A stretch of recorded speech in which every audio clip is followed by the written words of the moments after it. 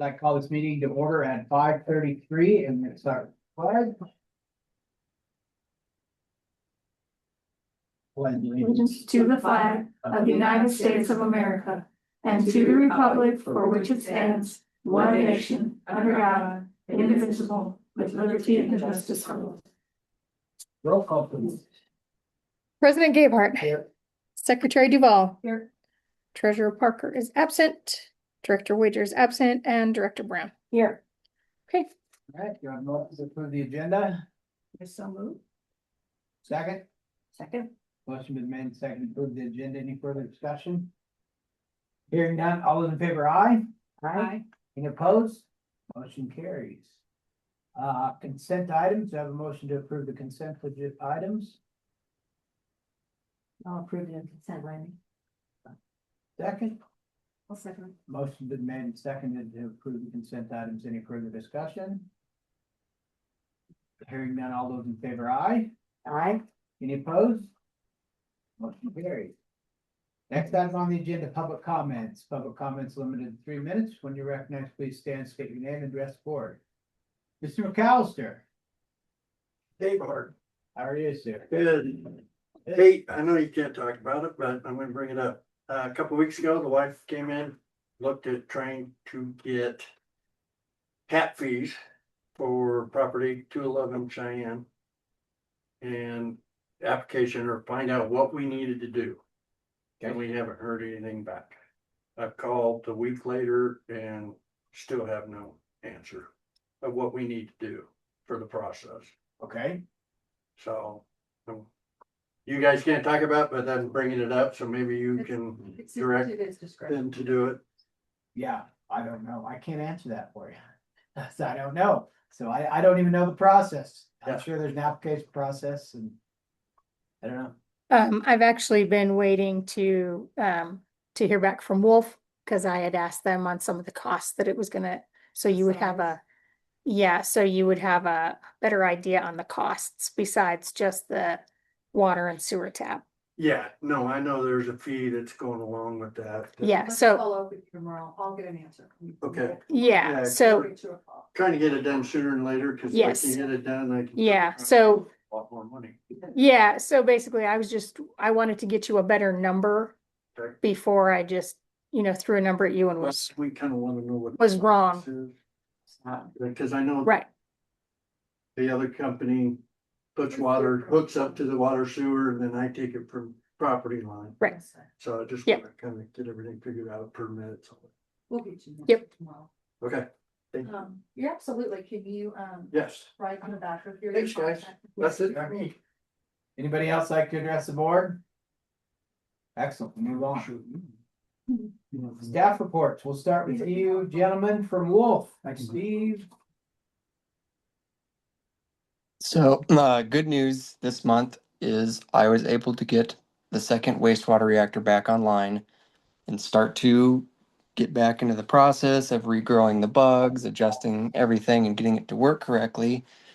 I have already seen a remarkable increase in effluent quality. The other day, it was so clear you could actually see through it, and I personally haven't seen that since December. So definitely going in the right direction there. There is one unfortunate drawback is getting that back online did uncover a new problem, which everybody loves to hear that. And it's that the influent valve does not close properly.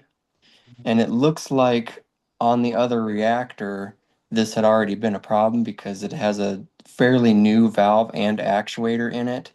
So it unfortunately looks like this reactor is going to need to have those parts replaced too. And I've been bugging Core and Main for a quote on both the valve and the actuator. So they hopefully should follow up with me soon and get that to me. I'm gonna take a stab and estimate that it's gonna be somewhere between 10 and 15,000 to replace the valve and the actuator, but I am not certain. That's just my guess based off of the price of a smaller valve at least. Let's see, UV parts did show up, so I have UV bulbs and whatnot to get that stuff replaced, and I'm going to start working on that most likely tomorrow. Other than that, still trying to get quotes for the auger parts on the screen as well as the grinder parts. I'm just waiting to hear back from JWC themselves as the manufacturer. So in limbo on a couple things, but otherwise I'm super happy. I'm very pleased. I made remarkable progress on getting the reactor online. So that was like my main thing I've been really wanting to get done. Yeah, that's good news, but yeah, that shut off valve needs replaced. I mean, we gotta It do it. it made it since 2006, which I would say that's a pretty good run, 20 years. So Yeah, yeah, absolutely. Well, again, thanks for all your hard work on that. I'm glad to hear you made good progress there. So, yeah, I think there's an actual chance of getting much better test results this month. And hopefully that'll provide some, I don't know, answers to the state more than anything to show, hey, look, okay, we really are working on this. Better test results would be the best way, I think, to concrete that up more than anything. So that's what I'm hoping for. absolutely. If the effluent and everything still looks good, I may as well just sample it tomorrow and bring it in. Sounds good.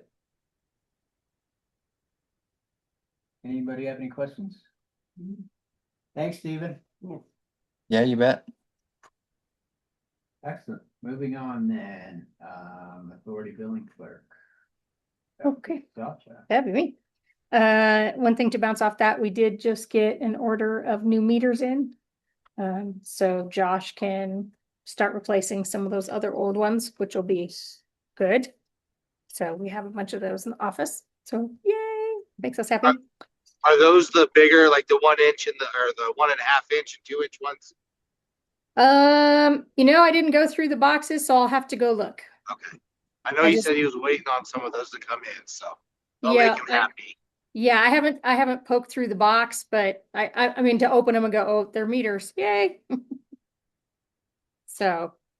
I can check on that tomorrow and see what they brought. Yeah, so and I did let Josh know they were here, so Perfect. cool. All right. Well, then I'll see you tomorrow, Steve. Water loss, it's up just a smidge, 23%. They're still dealing with that leak under the apartment. So that is probably where some of that is coming from.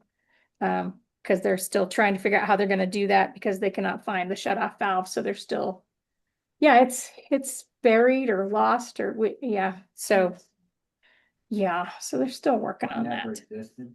Yeah, it could be, with the infrastructure here, it's kind of a mystery sometimes as we're finding things. Yeah. So it's up just a smidge, but not too bad. Otherwise, sent 9 past dues, 6 shutoffs. So, Unusual, isn't it? it is, yeah. So, we'll see what happens. I know at least one of the shutoffs, they have left. So I'm guessing that one's not gonna get paid, but I, let the property owner know, because it was a rental. I let the property owner know. So it should be a lien against the company. Yeah. Probably, yes. It's gonna get. Yeah, it's going to get paid somehow. Yeah. The place that is over in Ute, that final bill has been sent to the owners of Ute, because that property has been vacated now and the title's been turned over. So we should be getting that. And then the other lien we had, the property has sold, or it's in the process of being sold, so that lien should also be taken care of. Right. So we have 2 of those big ones. You're talking probably a little over $5,000 that should get taken care of with those 2 liens. In the next, hopefully, before the next month meeting. So, yeah, so that will be a good thing. Yeah, we don't shut them off just because we got word that there's nobody there or somebody's deceased. Yeah. The bill still comes every month, at least for the basic. We don't stop billing it, so we may file a lien at one amount, but by the time it's settled, it's still accumulating. Yeah. Yeah. That's why some of them are a little higher. Yeah, so, so that will be good to get a couple of those big ones taken care of. Yeah. So. And that's kind of it for me. Any questions for Sashi? Excellent. We'll move on to Kim. Okay, I'm gonna give you a grant update first. I'm continuing to work with Brightwater on the EPA funded redundancy well project. The EPA work plan is being developed by them. It's focused solely on the well drilling portion of the funded. What is funded through EPA, while the potential DOLA funded infrastructure improvements remain separate. So EPA says they'll fund a certain aspect of that project, and then DOLA will fund another aspect of it. Either one will completely fund the same work under there. So, but it works out because it's still toward the same project, and they're both funding their respective sides that they can provide funding for. I'm also meeting with them tomorrow to discuss a newly identified FEMA funding opportunity. And we're gonna determine whether portions of this project or other pertinent projects may qualify under that. There's $1.5 billion available under that funding right now. And they're very specific as to what kind of projects they'll fund. And every one of our needs fall under there. So we're gonna do some collaboration tomorrow and see how we can work together on getting a good grant proposal. It's due by July 25th. So we'll see what we can do. We've worked miracles before, so. Potential adjustment to your tap fees. I'm continuing to work with Scott and Jeremiah with Colorado Rural Water. On evaluating the current tap fees and overall fee structure. I do anticipate an update to that next meeting, whether that's me giving you an update or Scott in here giving you an update to his findings and his proposals on that. And then I continue discussions with legal counsel regarding the transition of the mobile home park to a master meter system and transferring operations and maintenance responsibilities to the park under their permit. I am also seeking guidance from our council as far as what it looks like to transfer that infrastructure, responsibilities and reimbursement for our authority-owned digital meters that are installed over. So more to come on that next month after I have more discussions with legal on it. Trying to get that done before winter because that is one of our biggest costs on maintenance is and those meetings. Did we find out what size line feeds that park? Not yet, not yet. And whether it's just one or whether it's tied in a loop. I Oh, think I heard it's a loop. Yeah. That'll make a little difference. Yeah, Either one side goes through there. All right. but I'll confirm that, the guys. That's all I have. Excellent. Any questions for Jim? Super. We'll move into work session presentation by Mr. AJ Vila. Welcome and thanks for coming. Thanks for having me, guys. Thanks for having me. We'll just let's have the floor. I printed out some reports for you guys based on the inspections we did. And like I told Donnie that day, we don't charge you for these inspections. It's towns like this, every dollar counts. So at least you got some good information as far as the condition of the tanks. And if it's okay with you, I'd like to just go through the inspection reports real quick for each tank. Sure. The first one, the 1,000,000-gallon tank, the big one. It's the one we climbed first. We climbed it back on April 22nd. Weather was good that day, so that made it relatively easy to inspect the exterior. First page is just basically a picture of the tank and some information. Second page is where we kind of get into the nuts and bolts of what we found. Anything in red, guys, we consider high risk. It should probably be addressed within the first year or a year from our inspection. Just because, as I'm old. I remember the old Amoco commercials. You can pay me now or pay me later. These things never get any better. They just get worse, which means they just end up costing you more money down the road. So here in the bid tank report, we have some safety and security issues that we marked red. And then, of course, the interior coatings, we marked red. That's probably what we would like to have you address first. The interior coatings will just continue to produce corrosion and rust. If you let your tank go like anything steel, if you let it go long enough, eventually it's gonna fail and you'll start, sprouting leaks. Your tanks aren't up anywhere near that type of condition, but your coating will just cost you more money down the road as far as repairs, prep, before you coat the tank again. We'll go down here to the second page. Again, safety concerns, ladders, platforms, handrails, we marked in red just because of the coating issues. I'll talk a little bit more about the ladders as we go through this.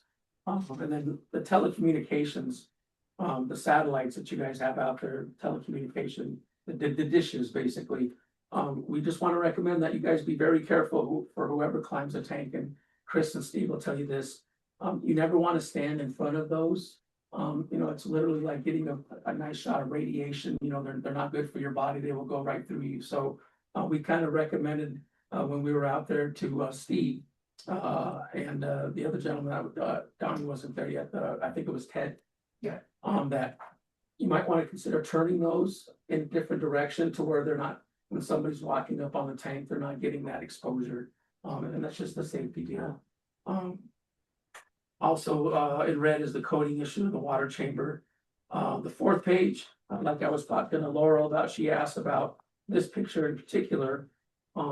That screen, the state of Colorado normally likes a little finer mesh screen than that. Only because they don't want any bees, flying ants, they want to keep the small critters out as much as possible. And then, of course, we noted the gap. As you can see there in the picture on the right, we noted the gap as far as the vent screen. And the concern there is birds, the small birds. You do not, birds can always find their way in, but they have a heck of a time trying to find their way out. So that's one thing we would address immediately, is filling that gap. So no birds. We definitely don't want birds in your tank. They make a mess. And the next thing you know, they're messing the water, and then you got water quality issues. So something we want to address for sure as soon as possible. The next page, page 5. You have telecommunications up there. Looking at this picture, I think all of us will agree it's kind of for lack of a better word, a little bit of a conglomerate rats situation, rat's nest. We always like to see things a little bit more tidy than this. But it is what it is. When the installers come and put these things in, sometimes they're not thinking about safety, they're not thinking about aesthetics, right? Next page, page 6. The exterior tank, guys, is in really good condition as far as coating wise. On some of the tension cables at the bottom, you have some paint loss. Like I was telling Laurel, she asked me when the tank was built originally. I know you got the tank used. I think maybe it was built back in the 90s or maybe late 80s. But structurally, that tank is a good tank for this area because of the tornado problem sometimes you have out here and just the high winds. And if you guys are near that tank, you can tell it's solid. It's not going anywhere unless something really bad happened. It's a solid tank. So that's the good news. You don't have a lot of coating, rust nodules on the exterior. You don't have a lot of corrosion on the exterior. So the exterior, they did a pretty darn good job of painting that tank when they re-erected it. The next page, page 7. What we noted here is any ladder, when you're climbing a tank that's 200 feet in the air, you probably always want to have some sort of safety cable grab on me. Like Kim, we wear our mine inspector wore a harness, and I'll show you the pictures of us climbing the tube to get to these pictures up here. But as you can see, when somebody like Steve is climbing this tank, there's no cable grab for him to hook onto. He's literally hooking onto the ladder. And hooking onto the ladder back in the day was fine, but what we don't want is somebody hooking onto a ladder and the ladder rung breaking, right? You always want some sort of backup safety device to catch you if something like that happens. The state loves things like that. They love to know that your tanks are safe.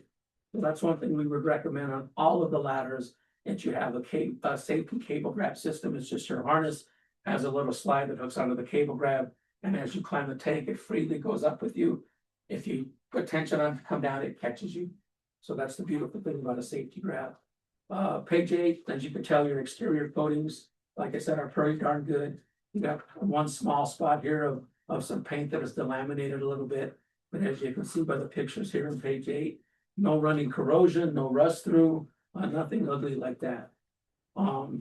Page 9, the catwalk. The catwalk normally does have some issues because that's a lot of the water settles, right? So that's sometimes where you get a lot of the rust that occurs on the outside of the tank. As you can see here in the left picture, you got a little bit of coating that's missing. You can tell that there's some water that is basically got under the coating at some point on page 10 and is just delaminated that coating. But again, no corrosion, no rust nodules, nothing that's severe that you need to address right away. That's why we marked it in green and yellow as far as the catwalk was concerned. On page 11 was more of the catwalk as we walked around the tank. As you can tell, there are holes in the catwalk, which is standard for catwalks. You know, we do want a little bit of the water to drain out somewhere. So that's what those holes are for. They're very beneficial to keeping the water out of there. The underneath support structure, the tension rods, like I said, everything looked tight. Some of the tension rods did have corrosion. We didn't find anything loose or hanging, any loose bolts or anything like that. So again, structurally, that tank is in pretty sound shape as far as withstanding wind. Tank was pretty clean. I don't know when the last time you guys had it power washed on the outside, but it's, you know, normally under the bowl, as the water collects and drips off the bottom of the tank bowl, you get some mold or some black looking stuff, and your tank looks pretty darn It good. just never rains. Yeah, there you go. Yeah, right, Yeah. right. Probably the wind You're too. right. You're right. And yeah, Kim, you're right. The wind probably just blows those water droplets right up and dries it up like that. So aesthetically, the outside of the tank looked good. Again, those tension rods look nice and tight. Page 15, that's where you see a little bit of the corrosion on some of the lower structure. But again, nothing severe, nothing looks like it's gonna rust through and break or crack or anything like that. So that's good news. Page 17 are some of those deals I was talking about. As far as, you know, you definitely don't want to stand in front of those. You know, they'll make you sick. I had a utility out east of Colorado. My inspector climbed the tank, and when they went to install that dish, they literally got to the top of the ladder. I don't know if they were lazy or what they did, but they stopped and put the dish right there facing the top of the ladder. So when you climb to the top of the tank, yep. So I told the gentleman out there about this, and he's like, maybe that's why I feel funny after I climb that tank, because I normally don't feel good. I feel nauseous, and that might have been a good indicator of, you know, him getting exposed to that. So just keep an eye out for that. And that's something, you know, we can address as part of a tank maintenance program. You know, we can help you direct those in another way. Obviously, they're set the way they are for a reason. But if we can adjust them a little bit to be safe, then that's probably what we would do. Green and yellow there. Green and yellow again for the rods. Down below at the ground of the tank, your concrete structures that support the tank and the tank legs are all in good condition. All your bolts that connect that bottom tube to the concrete are all in good condition. Number 22, you have a good seal around that door. It was locked, which means the wind is not going to blow it out, which means no critters are going to get in. So that was good to see. It's a heavy door, so it is hard to open. Page 23 would be your support bolts, your anchor bolts. Again, a little bit of corrosion, but that's to be expected. But as you can tell, the seal around the tank foundation to where it meets the concrete is pretty darn good. Sometimes we see a little bit of a gap there, guys. And if we do, we always like to put grout around there to prevent the water from going in there, especially in the wintertime, because as you know, when water freezes, it expands. Next thing you know, it's damaging your concrete and ruining your concrete. But it looks pretty darn good in these pictures here. It looks like somebody at some point put some sort of grout or gasket material around the bottom there. Page 24, these are your concrete support blocks that hold your legs. And again, you see no spalling, a little bit of pinholes, but nothing cracking, nothing falling off, and that's just an indicator of those being in good condition and ice not damaging anything. Your page 25 is the overflow screen and flapper. You guys are in compliance because you have a screen and a flapper. The state of Colorado loves both, because let's say for some crazy reason, the flapper sticks open, you have the screen there to still prevent critters from going in there or anything else. So that's a good sign. A little bit of corrosion on the end of that, which is usually the case because when you overflow the tank, a lot of the water just sits in that area. But still, it's structurally sound. The pad, a good pad, again, it's not cracked, it's not, cracked to where as this tank is overflowing water out of the tube, water is getting underneath it because of a crack, and it's not doing any damage to it. As you can tell, concrete's in really good shape there. You guys put up a new fence.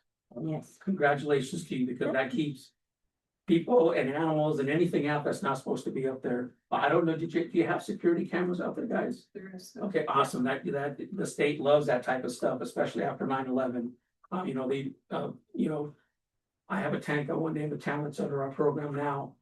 And in the past 2 months, the kids, how graduation is, they've climbed the tank. Yeah. And they painted over the town of, and it's now just all one color. They use silver paint, looks horrible, right? Well, they called me up and said, hey, this happened. In our book, that's an emergency. And I'll tell you more about what's covered under our maintenance plan as far as emergencies. If somebody puts a big nasty, on there, a big FU or something, we are supposed to be here in 2 weeks to cover that up because nobody likes to see that stuff. So they called me and said, AJ, this is what's going on. Called my service center to go out there so we can repaint the logo on the tank. And I'll be darned, next week after that, the kids climbed it again and got the other side of the logo. So now the tank doesn't have any identification on it since they put up a security camera, right? But I'm just glad we didn't go repaint the logo and then the kids go back out there.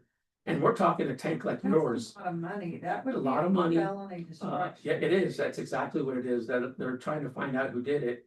But for kids to climb a tank like that, Yeah, they do. God bless them. Not in one of the you don't want them to fall and kill themselves. Yeah, the liability. Exactly, even though it's their fault, I mean, you don't want that. You don't want that. So. Nowadays, their parents will come back and sue you. Exactly. You allow them exactly. access to it. So your tank is very secure safety wise, so congratulations on that. Page 27, again, we just don't like seeing a lot of wires like this. They're in the way, why they didn't just chop these wires and make one straight small connection instead of just looping everything around and putting a tie on it, I don't know. But we definitely like to see things a little bit more tidy. And when it comes to the pictures on page 27, they surely could have just done that. And taken the extra wire with them, but they didn't do that. 28, while your conduit looks good. We have one piece there that looks like the bracket came off and is separated a little bit. But again, it's working to where no moisture is getting in there. And no bugs are getting in there or anything like that. So page 28, the pictures look really good as far as that conduit. This is this ladder on page 29 that climbs up the center tube of the tank from the floor. Again, in a perfect world, you would have a cable grab here. It's dark in there. When my inspector was in there, he literally had to put his phone light on to give him some light. At some point, it might be easy to put a couple lights in there. Steve, as he climbs the tank inside, it's just beneficial to have a little bit of light. It is really dark in there, and that's just a safety deal. If something happens, it's always nice to have some sort of light instead of trying to figure out things in the dark. Your hatch here, we noticed, we did mark it green because the hatch structurally is good. It opens and closes just fine. One thing I would recommend is what we would do, if we were to work on this tank, is we would put a gasket around that hatch. The state of Colorado, for some crazy reason, guys, they are just, I don't want to use the word, but they are just very particular about having gaskets on hatches, especially your roof hatch. They don't want bugs, they don't want anything crawling up your hatch. So I don't know if they've ever told you, hey, you probably want to put a gasket on this hatch, but we would do that, right? Just to keep anything out. It does seal good and it is heavy, so it's not going to just fly open. Picture, page number 31, again, the picture on the left, we mark red. You know, just because of that, just, yeah, I mean, that's pretty much self-explanatory. The picture on the right again, they didn't bother to cut any of the wire, they just left that whole spool of black wire there. And all of this is from the satellites that are. I was gonna say, is that what that is? Yeah, That's not at the yes, top? yeah, So it's not making the tower operate, it's for the satellites that. exactly, they just didn't do a very good job, and again, most companies that do this type of work, that's the last thing they think about, because it costs them time to cut all the stuff up and make it pretty, right, to make it look good and make it look aesthetically fine. So normally this is what you get, you know, they just run things where they can run them, cover as much as they can. But again, the picture on the left, you don't want anybody walking in that chamber, and next thing you know, they're tripping right up in there over that. That's something, you know, we would address if we were lucky enough to work on your tanks, as you know, we would try to get that addressed. You can also get a hold of them Yeah, I'm pretty sure we have an agreement with them. and have them address it. Let's see what that's. If they're worth their salt as a company, they'll come out there and they'll agree that, you know, we probably should have taken that whole spool of wire with us instead of just leaving it there. Cause it's just, anything in a trip hazard in the tank is just dangerous. Sure. Anybody that's in that tank by themselves, way up in the air, you would hate for them to trip, fall, next thing you know, they're conking their head, conking their neck on a ladder rung, and you know, then we gotta figure out, you know, how to get this guy with a concussion. Who's responsible for the liability on this kind of stuff?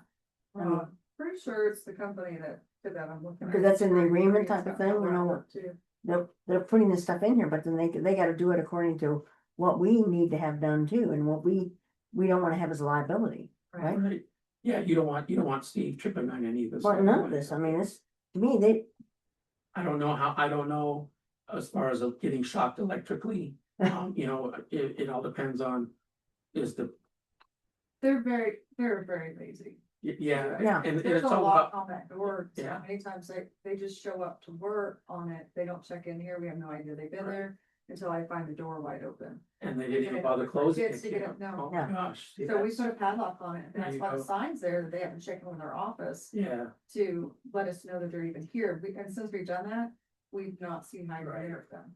yeah, you know how it goes, they just think, you know, who's gonna come up here? Out of Look at sight, this out of stuff. mind. Yeah. Exactly, out of sight, out of mind, yeah. 27, page 32, again. Hatch was secure, nothing was loose, nothing's gonna blow open there. Page 33, Yeah. this was concerning because when they installed the safety cable grab. Normally, if you look at the picture on the right here with the red arrow, at the very top of the ladder, they will have a bracket that is bolted onto that top rung. Okay, and that's what your cable grab is secured to. So what they did here is they made some sort of noose and they just hung it on the outside of the ladder, which again, just being lazy, basically. I don't know if they didn't have the back of the bracket. That's something we would address if we were, you know, gonna work on your tank, is we would put the right bracket on that top rung. Because as you are climbing this tank, the safety cable grab is no good if you can't keep using it the last 5 feet of the ladder, right? And as you could tell, it's going over to the side, and now you're like this, climbing on the side of the ladder, so that's why we marked that red. That's just a safety concern. Again, when they coated the tank interior, all this stuff, guys, is not exposed to the weather. Your tank is very buttoned up, it's very tight, right? We didn't find any holes anywhere. So when you see stuff like this, it's all about prep. As you guys know, when you paint anything, it's about prep. You paint a car, if you paint a house, if you don't do good prep and get all the old paint off and do what you're supposed to, if you don't blow the dirt or the blast grit off of that platform and you paint over it, this is what's gonna happen. This is not because of moisture, this is because of just poor prep. And that's why we marked it red. That stuff never gets any better, it just gets worse. If you were to leave this go for an extended period of time, you're gonna eventually have a hole that's gonna rust, you know, through the platform. That's a safety platform, that's there for a reason for you to rest when you climb the ladder, so it's always good to have those. Again, page 35, just all about prep. They just, and for some crazy reason, the painter's ring was just delaminating already. Again, the good thing is there's no moisture up there except for if the water, one thing about water tanks is you fill them full of cold water during the day, and a day like today, you're gonna get condensation right inside the tank. So that might be a little bit of what's going on there. But again, we didn't find any holes anywhere. This picture definitely is prep. There's no reason whatsoever that you should have a spot on page 36 where the coating is just falling off. Basically, when they applied the coating, that surface was not cleaned correctly. And that's why it just literally just popped off. And then it'll continue to pop off. As more moisture gets under there, it'll just continue to fail. Page 37, this is what I was telling Laurel about. Again, this disturbs me because I've been a little bit about me, guys. I've been working in the water industry since 2000. I started running commercial diving companies that climbed up the tanks. The divers would dive in, we would swim the tank, we would do inspections, and we would vacuum out the sediment at the bottom with the pneumatic vacuum, right?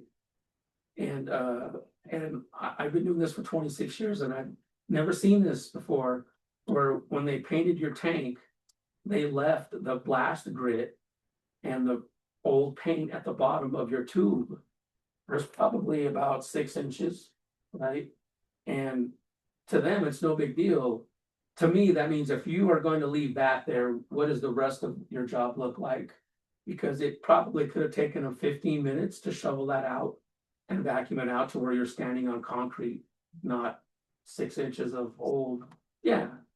Just collecting moisture and. Collecting, you're exactly right. Rusting. You're exactly right. It just, I've never seen that, to be honest with you. I've seen tanks that have a little bit, a little bit here and there where they didn't sweep it out, but I've never seen one like this, where they just blatantly just said, okay, guys, let's go home. We would, if we were gonna work, we would definitely clean that up for you. It's not that big of a deal. But like Donnie said, if it ever got wet, then that's not good, because now it's gonna stay wet inside that chamber and it's just gonna corrode the bottom of that tube. Your hatch, top, page 38, you do have some corrosion, which we normally find in a hatch.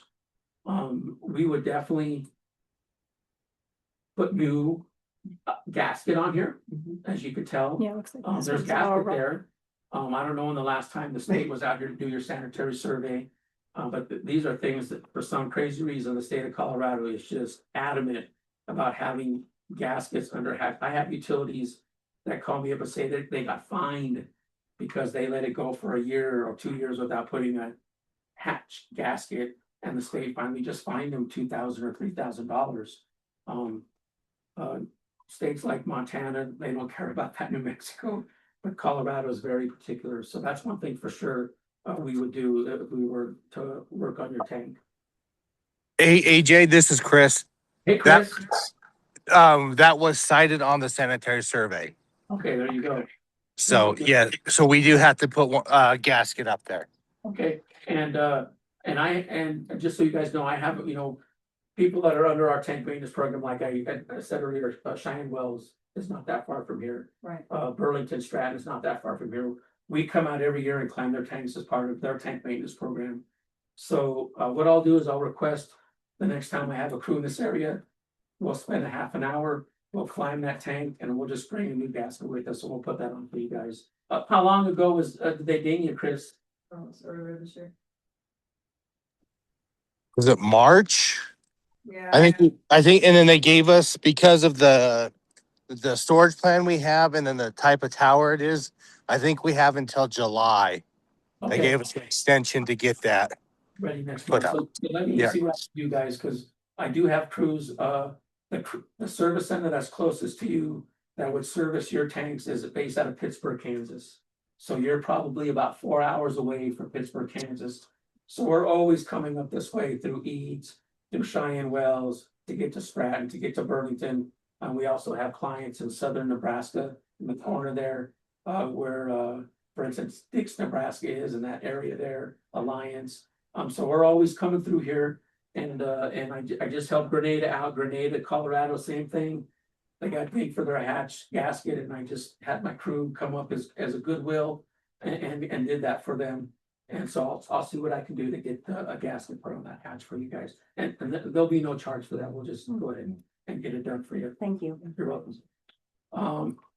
Page 39, just more coating issues on the inside of the tank. Again, it's nice that they have holes on that platform in case it does get up there. But as you can see, you do have some corrosion. What's most worrisome is the picture on the left. That's a pretty good rust nodule. That's some pretty severe corrosion going on. This is in the water chamber. If you guys have looked at tanks before on the inside, normally below the water line, the coating looks a lot better than above the water line, because above the water line in the headspace is where a lot of your gases get trapped. Your chlorine gases, your THM issues, if you have those gases get trapped in the headspace. So that's usually where your corrosion is happening, because those gases are literally eating away at your tank. So if we were ever to work on this tank and recoated the interior of the tank, which it needs, we would recommend you put in a mixer, okay? A mixer in the water tank like this does two things. It prevents ice from building up in your tank. It prevents an ice cap from forming in the top of the tank, which now you have a brand new coating. What you don't want is you don't want that ice cap going up and down, dragging against that coating and ruining your brand new coating. So that's number one benefit of a mixer. Number two, water quality. It's adding bubbles. It's mixing your water. As you know, your water tank, the water turns over twice a year. When it gets cold, when it gets hot, the water flips. So the water that's at the top of the tank now goes to the bottom and vice versa. So when it flips like that, a lot of times now the bad water is at the bottom where the inlet outlet is, which is feeding your people water. And now that water is compromised because the tank is flipped. A mixer is constantly circulating your water. I tell everybody, it's like when you have a glass of tea and it's sitting on your table for a half an hour, do you go and just drink the glass of tea when it looks white on top and colored on them? No, you sit there and you mix your drink up and then you take a drink. So a mixer is going to help you with your water quality. It's also going to help you with your ice as far as buildup. Now, because this mixer is purging all of this stuff out of your water via the little bubbles that it's producing, and they're going to the top of your water surface, those bubbles are releasing into your headspace. So a mixer is now creating even more gases in your headspace. So we actually have power vents that do nothing but purge that bad air out of your tank. What you don't want is you don't want all those gases eating the top of your tank coating above the water line, and you don't want them settling back on top of the water, right? You want to purge them out. So we sell mixers with power vents that purge that bad air out of that headspace, which is going to save your interior coating above the water line. Plus, it's not going to let those gases settle back into your water. So it's a good combination to have. In Colorado, I tell everybody you should have a mixer just because of the ice, that builds up in tanks. Let's page number 40 again. That's your ladder. That's the interior ladder. A lot of times those interior ladders do not have a safety cable grab because somebody like mine or somebody like Steve will not climb down into that chamber, right? Unless it's empty. A diver, they don't even like those cable grabs to be installed, because if you had a diver in here, they're just in the way. So that's why we mark it green and yellow there. Really no need for a cable grab on your interior ladder. Page 41, this was our biggest concern. This corrosion will never get any better. As you could tell by the picture on the right on page 41, that's from probably two things: the prep and also those gases we were talking about. It's literally just eating away at the coating, and now the coating is failing. And when this coating fails, it goes one place, it falls into the water. And now you got stuff floating in your water. You got stuff at the bottom of your floor. And that's never a good thing. So that's why we recommended as soon as possible. We always recommend within a year, because this will never get any better. What you don't want is just to rust so bad to where we have to come in and start cutting out patches to replace this bad corrosion. A lot of times, guys, as you know, people run water tanks to failure. They're not proactive. They just run them until they look in horrible condition, and now we go in and we start blasting the tank to paint it, and we're literally blasting holes through the tank because there's so much metal loss. And that just costs more money. Below the water line, as you can tell, a little bit better, you got some staining there, probably some manganese or some iron staining. But again, on page 42, the picture to the left, that area right there definitely needs to be addressed. You got some severe corrosion, you got some severe rust noduling going on. Your tank is not leaking anywhere, but left unattended, you know, that is definitely a spot where you're gonna have some concerns in the future. We found a little bit of sediment on the floor, not much. I don't know when the last time, Donnie, when was the last time this tank was cleaned out, you know? I don't know if it ever has been. I Really? don't think it ever has been. No. I don't think it ever That's a has. testament to your water source, guys, because I don't know how long it's been, but you should have more sediment built up in this on the floor. Yeah. So that's it, that you guys are getting you must be getting your water source, water from a good source, because I have tanks that have feet of sediment, inches of sediment. This is a bowl, so it all collects around that center tube. And as you can tell by these pictures, we have a little bit of sediment, and most of that is just staining, like I said, iron and manganese. But you do have some coating issues, especially on all those seams, all those welded seams on the picture to the right on page 43. That's usually where you get your corrosion, the welded seams, because when they paint, a lot of the paint goes in that seam. So that's the report for the big tank. Any questions on that tank, guys? Amazing. You've done a tour. Yeah, Mark was my inspector that came out. He's actually an engineer as well. So he is awesome. He is very detailed about these tanks. He takes it personal. When, for instance, we've climbed tanks that other people have climbed, and then they show us the report from the other company, and he gets offended because they didn't do their job correctly. They literally just, Well, I was just sitting there thinking, a lot of this I've never heard. Yep. So this is all good stuff for you guys to know Yes. of the condition of your tanks. A small tank, as you know, just by being around this area, the small tank definitely needs some love, as you can tell by the outside. We climbed this tank on the same day. This tank had more issues because it's an older tank. If you look at the second page 22 on that small report, you got some sanitary stuff that we marked in red. Your exterior coatings definitely were marked in red, and your interior coatings were marked in red. Now, I heard the unfortunate, and that's what I'll call it, the unfortunate situation you had with the previous company that came out to work on the tank. So from what I think it was Ted told me, that they literally, and correct me if I'm wrong, they got here to do the work, to find in this tank After it'd been drained. after it'd been drained, after you guys, and as you know, water's money. You can't drain these and use all the water. You actually have to lose some money on the ground, right, to train them. You took all that time to do it, man hours and pay. And then now your tank is empty, right? And from what I heard, that they come out and climb in the tank and then look at the interior condition and thought, we didn't bid this for enough money. And they told you that, okay, What their excuse was, we scheduled to start on that date. They were gonna do half last year, the other half in the spring of this year. wow, They got out here and they were gonna do inside in September. And then they were gonna do the outside in the spring this year. Okay. And they got out here and decided that they didn't have enough manpower. It was coming up on, wasn't September, it was Thanksgiving. Mhm. We're gonna have enough manpower because they let a lot of their employees off for the holiday. And it was fall, and now the conditions weren't conducive to doing it. So they're just gonna do it in spring. And and they never, they waited till the spring, so I had a conversation with them about how that all went down, and then I called them again in the spring, and then all of the other happened. they weren't willing to come out then. Well, they were willing to come out, but I had issues at that point. Okay, yeah. How it trust issues, started, sure, and probably. then that's when the enormous problems were found. was in the spring. Why weren't they found when it was drained? Why weren't they found before? In their pre-inspection, before they came out to start the work and gave us a quote on it. Right. All of that was in the contract. Did they do a pre-inspection, Kim?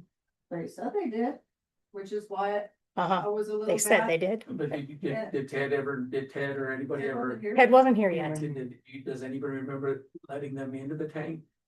Like All we of did, this like. was done. Connie was with This, us. this would have been with our previous ORC. Previous ORC and everything was done with him. Nothing was communicated with this office or with this board. It was just handled. How'd you guys feel about that? Probably Not good, Little bit. especially when I call and he's gone and they Right. say, well, we don't talk to you, we talk to him. No, you talk to me. right. I signed your check. I would think if this was a 1,000,000-gallon tank, they probably would have started work on it right away. I'm not sure. I know, Sasha contacted me last year. We also put a number on this tank. Obviously we didn't get it. You gave it to McGuire. Yeah, that's why we had Marcos come out here. We want to make sure we know exactly what's going on with the tank. So, one thing about our company is we hate the word change order, just like you guys, we hate it. Nobody likes them. Nobody likes to know they're getting change orders for anything. So a lot of times we're not the cheapest, but I can guarantee you we've done our due diligence to give you the price that we feel is not gonna have a change order come in effect. A lot of companies, as you know, you probably deal with some companies that'll give you a low number. Next thing you know, you're like, they're giving you another piece, something else to sign for more money. And yeah, we don't like doing that. Another thing with our company guys, I can guarantee you, we would have never left. We never start a job and then leave and then come back to finish. That's just bad business. A lot of things can happen, if we're gone. We don't start jobs and leave for the holidays. We either start it and finish it before the holiday or start it and finish it after the holiday. We don't send people home for 2 weeks and So then it come was back. presented as a phase project Okay. where to help with the budget. They were gonna do first phase of the inside in the fall and then come back into the second phase of it, which is the outside Okay. in the spring, but it didn't work out that way. Yeah. I think another thing that was really distressing for us was the fact that it was the same company when they finally did come back out in the spring and all of their material was sitting there already to Yeah. do it. And they found that patch issue. Then it was presented like we need to replace the whole tank. Right. Yeah, Really? yep. Yes, they told us we need to replace the No, whole good, tank. good news is, guys, you don't need to replace your Right. tank. And we were like, whoa. No, that's, you're talking hundreds and hundreds of Oh, I hundreds of know. thousands of dollars to And replace that's that. where it kind of went to the ceiling. That's why you're here. Yeah. That's why things went wrong. And have they, Donnie, did they finally come pick up the tank? Oh, yeah, they did. They did. Well, well. Because we're gonna start charging the There you sewer go. fee. That's what I would have done. Good. At least they did that. We'll keep going through here for the small tank.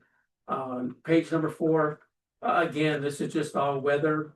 The hail and the rain and the wind have just taken all of this coating off. We did determine that this coating is probably lead-based primer, okay, which sounds scary, but in reality, it's not. What we do is you can overcoat these tanks if there's lead-based primer, okay?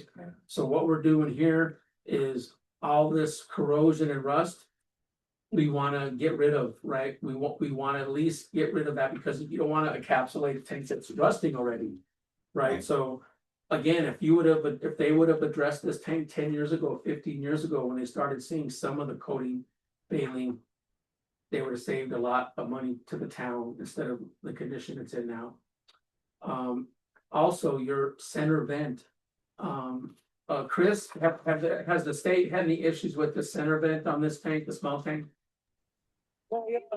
I can't recall. I think there was questions about the height of it and the average annual snowpack and the height. Yeah. But I also believe they have a new center vent there on site as well because it was being replaced. Awesome, that's a little bit more, yeah. What we would do is, we would make sure that it fits, we would try to unbolt this old one and bolt it to the new roof.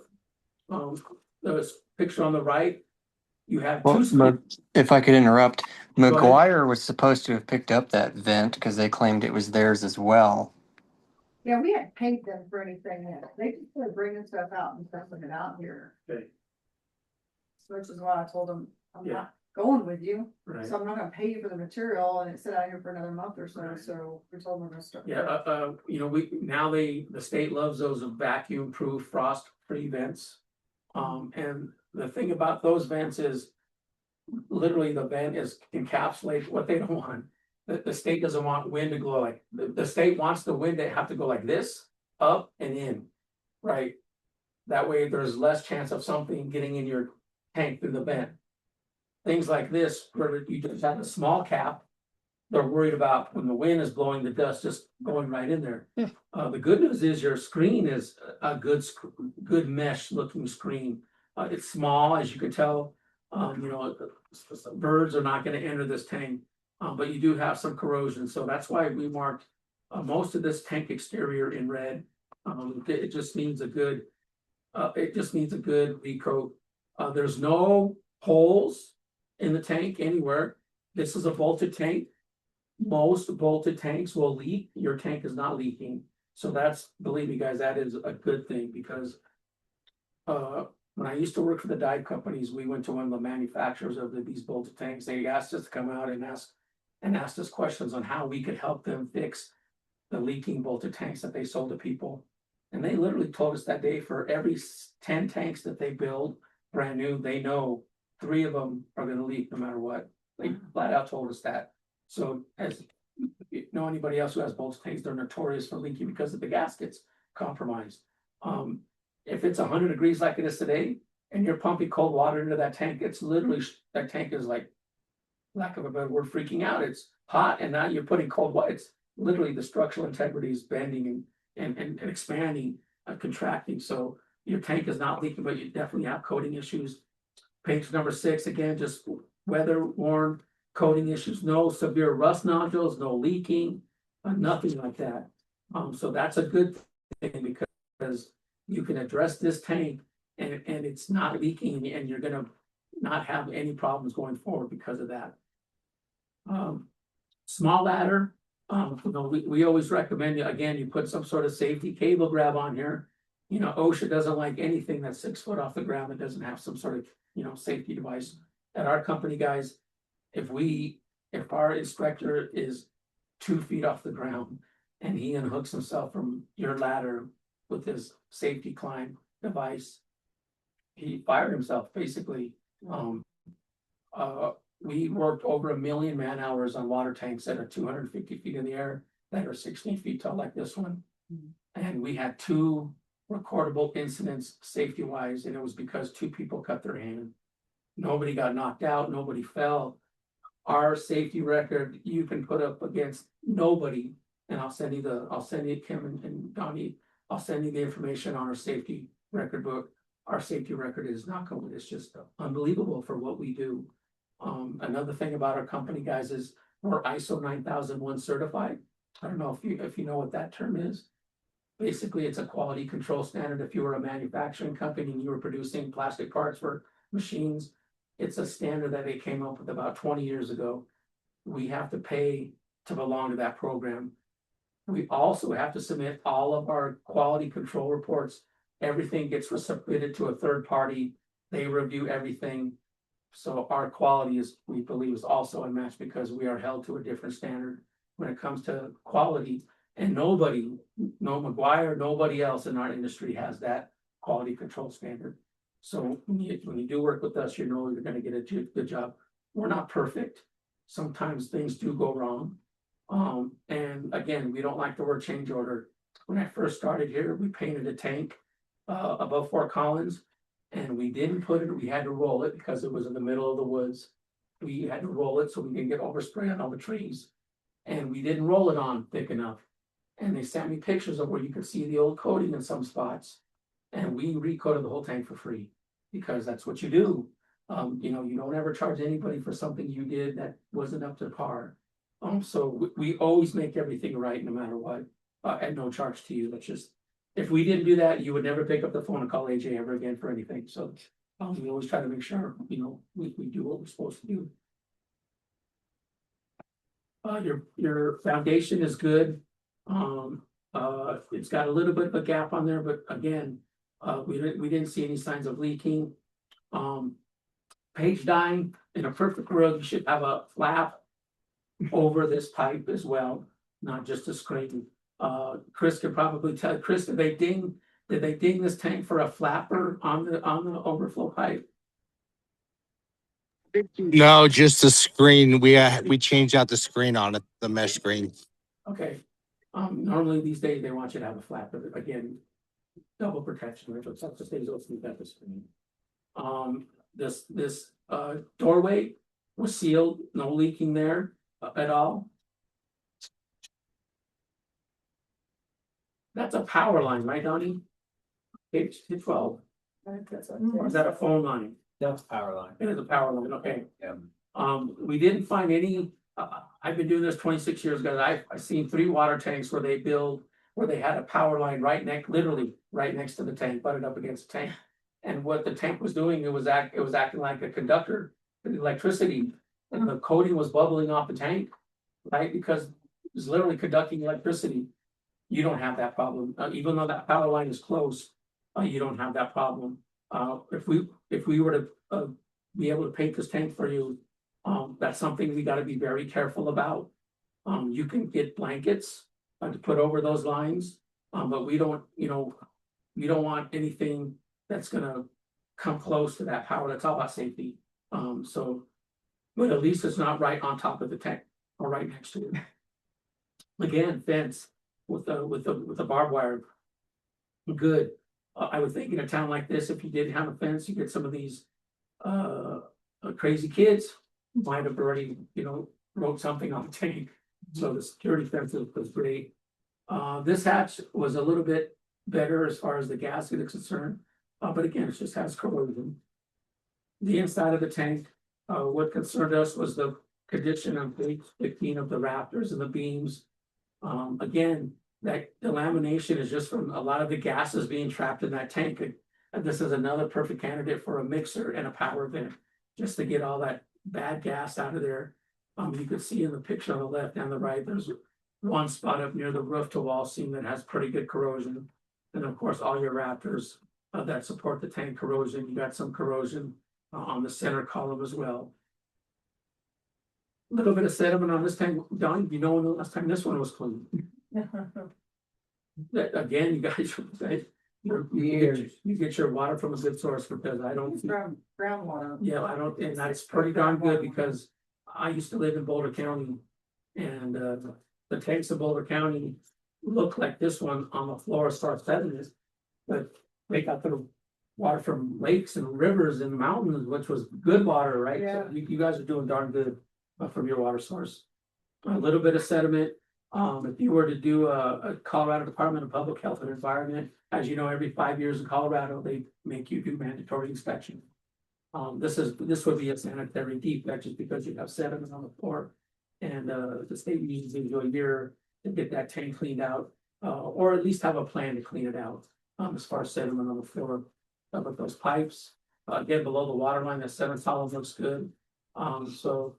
This tank, the exterior, it's not failing, it just doesn't look very good, guys. It's got so much corrosion, eventually it's just gonna keep corroding the interior. You have some spots that you definitely want to address that we marked in red. Any questions on that report? Excellent. And you guys can keep those, and there's no charge for these reports. I make sure they were in color, because black and white just doesn't do the reports justice if you don't put them in color. So then let's get to the sheet here. Where we give you the options that we have, that we can help you guys with as far as this thing. Chris and Mike Wolf, Chris Cobley, Mike Wolf initially approached me asking, hey, can you come up with a 10-year contract for services for these tanks, right? A contract for services, a 10-year contract for services is basically what it is. It's an agreement that, let's say in year 1, we come out and we wash out the tanks. In year 2, we pop the hatch and we do a visual inspection. In year 3, we come out, do another visual inspection. Year 4, we do an ROV inspection to see how much sediment you have at the bottom of the tank again. And if you have sediment in the bottom of the tank, as part of the contract for services, we would probably schedule in year 5 for another washout, right? So it's kind of a pay-as-you-go deal. We can certainly do the coding work that needs to be done under a contract for services. But you would have to pay for that service after we did the coding work, right? So that can get kind of pricey. Like I tell everybody that's this size, I could give you $500,000 tomorrow and you guys would spend it tomorrow on your water system if you could. So it's all about money. It's all about budget and funding projects like this. So that would be a contract for services. The good news is on a contract for services, every single year we're on that tank, climbing it, inspecting it, fixing the screens, anything we see, the flapper, the overflow screen, anything we see that needs to be fixed, that's part of the contract for services. You have a set price for the ROV inspections, you have a set price for the visual inspections, you have a set price for the washouts. Anything extra that needs repaired, for instance, if we had to replace a vent screen or a vent, that's just not a change order, that's a cost proposal sent to you where you would have to okay for us to do that work. And it's a pay-as-you-go deal. We also have a program called the Tank Maintenance Program. That's what the towns of Burlington, Stratton, Eads, Springfield, Los Animas, they're all under our tank maintenance program. And at one point, guys, they were like you. Their tanks were in dire need of repair and recoding. And they didn't have the hundreds of thousands of dollars to sit there and pay all at once to get this work done. So under our tank maintenance program, we would do all the things that were in red the first year of the program. But the nice thing is all that work that we do in that first year, that's probably going to cost us hundreds of thousands of dollars. We can spread that over 5 years. So now you have a fixed budgetary number, which, as you know, we don't like surprises. And every single year, again, we're climbing your tank, inspecting it. You get a report every single year. When these tanks are under that type of program, guys, they're always under a 100% warranty. So whatever goes wrong with that tank, if it springs a leak, I just had some coating failure in Eads, Colorado, that now they sprang a little bit of a leak. And as part of their tank maintenance program, we don't charge them for that because that tank is always under 100% warranty. So if somebody shoots a bullet hole at the tank, which we think happened out there, you couldn't find a tank with a bullet hole, that's on us. Anything that prevents that tank from pumping water to your customers, we consider an emergency. And under that tank maintenance program, we have to come out within 2 weeks to fix it. Any obnoxious graffiti, like we talked about, anything like that, again, we consider that an emergency. So every year, this tank maintenance program is considered emergency services as well as what we do to the tank as far as climbing it. Coating touch-ups, that's a nice thing about, let's say we paint the small tank, looks beautiful, and it hails. Now you got a little bit of coating issues, right? All those coating repairs are on us again because it's under warranty. So it's a good program because it helps you spread cost. You're not paying the big you're not having to bite the bullet and pay for everything all at once. We will be upside down as a company because we've done all this work to your tanks and now we're going to be hundreds of thousands of dollars invested and you're not going to give us all that money the first year. We're going to spread it over 5 years, but that's where the trust comes in. We trust that you'll eventually pay that off. Also, part of this program is after the initial 5 years, when you paid off that initial upfront renovation cost, you get kicked into maintenance fees, which dramatically lowers. Sometimes it's $5,000, sometimes it's $10,000, sometimes it's $12,000 per year. You can also pay monthly, but now what you're doing is, again, every year we're on that tank, inspecting it. You get a report every year, but what's happening, guys, is you are prepaying for the future paint job that will need to be done again in 15 years. So when we're all hopefully playing golf or fishing and or enjoying our retirement life, the people that come after you won't be like, man, those, the other people that were here, thank God they were proactive and we don't have to spend the hundreds of thousands of dollars that eventually is going to be needed. If a tank cost you $100,000 this year to paint, What's it gonna cost in 15 years? Oh my gosh, it could be double. Under the tank maintenance program, you will never pay that much money ever. Because it's a fixed budget, it's a fixed pricing based on today's economy, not what it is 15 years from now. Every year, there might be a 3% increase in that maintenance fee for cost of living, for cost of goods, cost of gas, right? But under that program that those towns on that I've talked about, they will never have to worry about writing a $250,000 check in 1 year to get their tanks repainted, which they will always eventually need to be done again. They just, that's how steel and concrete is. It just, the coatings never last forever. So that's the beautiful thing about the tank maintenance program is we can do all this work that was in red the first year, but we can spread that cost out for 5 years and you'll have a fixed budgetary number.